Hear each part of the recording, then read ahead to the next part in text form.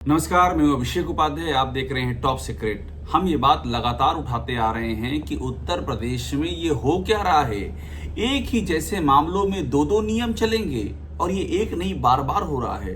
करणी सेना को आप इजाजत देंगे खुल करके उपद्रव करने की, हथियार लहराने की और उत्पात के नए रिकॉर्ड बनाने की, और परशुराम जी की शोभा यात्रा आप नहीं निकलने देंगे। इस तरह के कितने ही एग्जाम्पल, लेकिन अभी मैं बात कर रहा हूं वो और हैरान करेगा आपको, क्योंकि ये तो सरकारी अधिकारी जो होते हैं वहां भी दो दो नियम आपने शुरू कर दिए हैं। संभल के विवादित सीईओ अनुज चौधरी, उनको दी गई क्लीन चिट अभी निरस्त की गई है। ये खबर आपने देखी होगी। उन्होंने विवादित बयान दिए थे, वो बड़े चर्चित रहते हैं विवादित बयान देने के लिए। हिंदू मुस्लिम से जुड़े हुए बयान सरकारी वर्दी में देते हैं वो।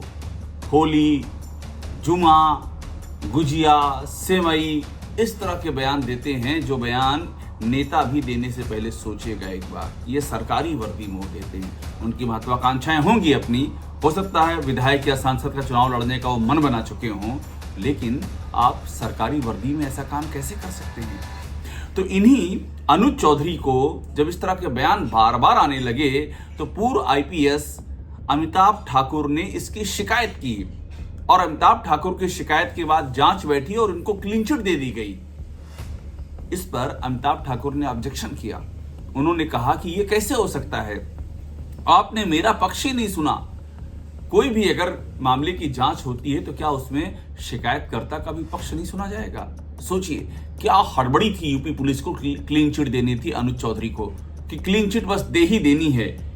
एक बेसिक प्रोटोकॉल भी पूरा नहीं करना है, मतलब जांच की औपचारिकताएं भी निभाने को तैयार नहीं थे कि एक बार शिकायतकर्ता से पूछ तो लेते कि आपका पक्ष क्या है, आपके सबूत क्या हैं। तो एक और अनुज चौधरी और दूसरी ओर जसवीर सिंह यानी कि वो आईपीएस जिनकी ईमानदारी का डंका बजता है यूपी में। जसवीर सिंह को 5 साल तक निलंबित रखने के बाद हाल ही में यूपी सरकार ने सेवा मुक्त कर दिया। हालांकि उन्होंने इसके खिलाफ राष्ट्रपति के आगे अपील की है। और क्यों सेवा मुक्त कर दिया? क्योंकि उन्होंने एक इंटरव्यू दे दिया था। फरवरी 2019 में वेबसाइट को इंटरव्यू देकर के योगी सरकार की नीतियों पर सवाल खड़े कर दिए थे। यहाँ जो ताबड़तोड़ एनकाउंटर चल रहे हैं उस पर सवाल खड़े किए थे। ये भी कहा था कि भाई मुझे किस बात की तनख्वाह दे रहे हो, मुझे एडीजी रूल्स एंड मैनुअल बना रखा है, यहाँ तो कोई काम ही नहीं है, मुझे काम तो दो। ये बातें कही थी, तथ्यों के आधार पर बातें कही थी।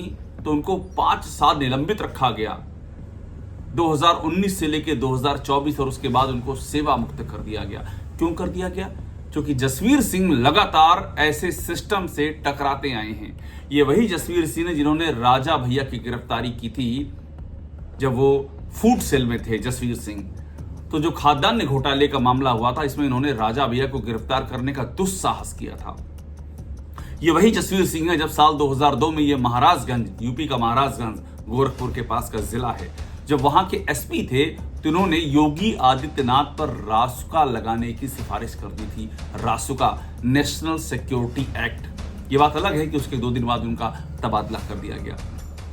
ये वो जसवीर सिंह हैं जिनकी ईमानदारी और जिनकी कर्तव्य परायणता का, मैं फिर से कह रहा हूं, यूपी में डंका बजता है। तो इन जसवीर सिंह को आपने एक इंटरव्यू दिया, उन्हें एक वेबसाइट को इंटरव्यू दिया, और उस इंटरव्यू में उन्होंने सरकार की तार्किक आलोचना की, तथ्यों के साथ आलोचना की। आपने 5 साल निलंबित रखा और उसके बाद सेवा मुक्त कर दिया। और दूसरी ओर अनुज चौधरी, संभल के सीईओ, विवादित सीईओ मैं इसलिए कहूंगा कि इनका इतिहास बड़ा ही विवादास्पद है। ये वो अनुज चौधरी हैं जो गैंगस्टर विक्की त्यागी की हत्या के मामले में आरोपित थे। बाद में इनको क्लीन चिट मिली। इससे पहले दादरी की बात करें, दादरी में भी इनका नाम आया था एक ऐसे ही हत्याकांड में, और वहां भी अखबारों में छपा बाकायदा। तो इस तरह के विवादित नेचर के अधिकारी को जब संभल लाया गया तो संभल में फिर से सिलसिला शुरू हो गया, पर इस बार सिलसिला थोड़ा सा अलग था, क्योंकि मौके की नजाकत को देखते हुए जब दिन रात एक तरह का उत्तर प्रदेश में एक नैरेटिव बिल्ड किया जा रहा हो, हिंदू बना मुसलमान का नैरेटिव, और संभल उसकी प्रयोग स्थली बन चुका हो, तो उस संभल के सीईओ रहते हुए इन्होंने इस प्रयोग स्थली की जमीन पर नए नए प्रयोग करने शुरू कर दिए। इन्होंने वर्दी में बयान देना शुरू कर दिया। आप सोचिए, एक एक पुलिस का अधिकारी वर्दी में बयान दे रहा है और बता रहा है कि जुमा और होली के बीच में क्या फर्क है, कितनी बार जुमा आता है, कितनी बार होली आती है, और ये करना चाहिए, ये नहीं करना चाहिए। ये अधिकारी सरकारी वर्दी में ये बात कर रहा है कि भाई अगर सेवई खिलाओगे तो गुजिया भी खानी पड़ेगी। ये सब बात इसी अधिकारी की जुबान से शोभा देती है। ये अधिकारी सरकारी वर्दी में रथ यात्रा में आगे आगे जा रहा है, जो हिंदू धर्म की एक रथ यात्रा निकल रही है। सरकारी वर्दी में मंदिर के भीतर साफ सफाई करते हुए पाए गए। सरकारी वर्दी में मां के जगराता में, मां दुर्गा के जगराता में भजन गाते हुए पाए गए। अगर यही करना था अनुज चौधरी जी, तो आप वर्दी का क्या करना है? आप छोड़ दीजिए, संभल के किसी मंदिर में पुजारी हो जाइए आराम से, कौन आपको रोकता है?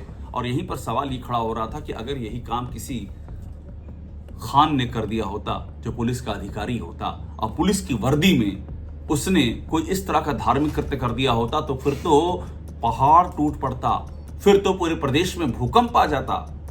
तो आप ये किस तरह का नियम गढ़ रहे हैं? ये किस तरह का आप एक उदाहरण सामने रख रहे हैं सरकारी अधिकारियों के लिए? और हद तो तब हो गई जब योगी आदित्यनाथ ने खुद एक इंटरव्यू में जय जयकार कर दी संभल के सीईओ अनुज चौधरी की।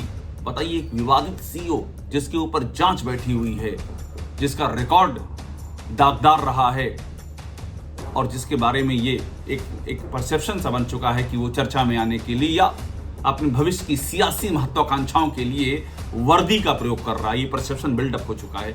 उसका सीएम जय जयकार कर रहे हैं एक इंटरव्यू में। और क्यों कर रहे हैं? क्योंकि वो उनके नैरेटिव को सूट करता है। तो ऐसे में एक परसेप्शन ये भी बना, फिर तो यूपी के सारे अधिकारी ये करना शुरू कर देंगे, सब हिंदू मुसलमान की बात करेंगे क्योंकि सीएम जय जयकार करने के लिए बैठे हुए हैं। ये परसेप्शन, और ये बहुत ही खतरनाक परसेप्शन है। तो आप सोचिए, एक बेहद ही ईमानदार छवि के आईपीएस अधिकारी जसवीर सिंह, उनकी नौकरी ले ली गई क्योंकि उन्होंने एक वेबसाइट को एक इंटरव्यू दिया और तथ्यों के आधार पर बात की। और यहां एक सीईओ जो कंटिन्यू विवादित बयान दे रहा है।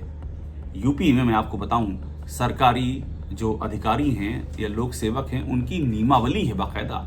उसमें लिखा है कि बगैर इजाजत के आप कोई मीडिया से बातचीत नहीं कर सकते। ये इसी योगी सरकार ने निकाली है। इस नियमावली की भी धज्जियां उड़ गई हैं।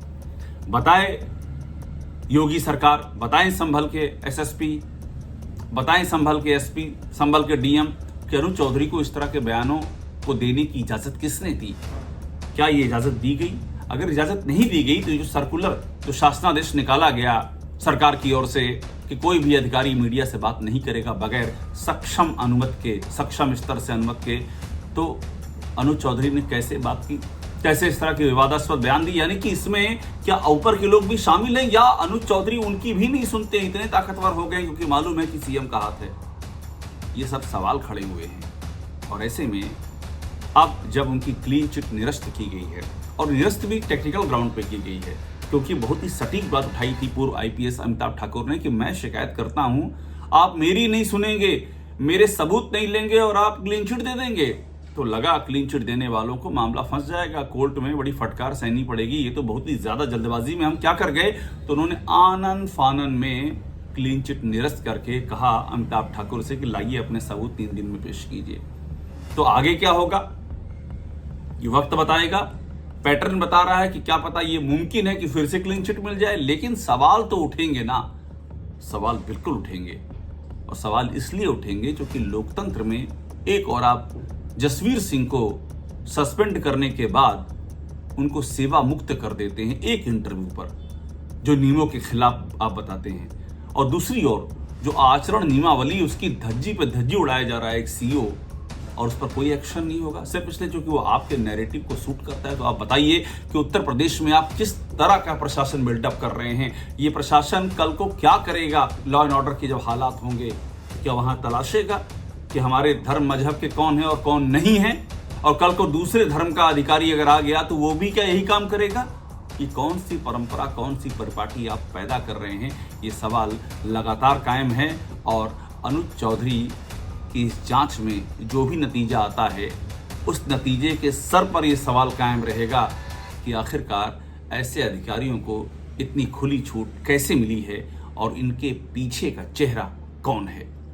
टॉप सीक्रेट को देखते रहिए, लाइक कीजिए, सब्सक्राइब कीजिए। यहां पर आपको सारी महत्वपूर्ण खबरें लगातार मिलती रहेंगी।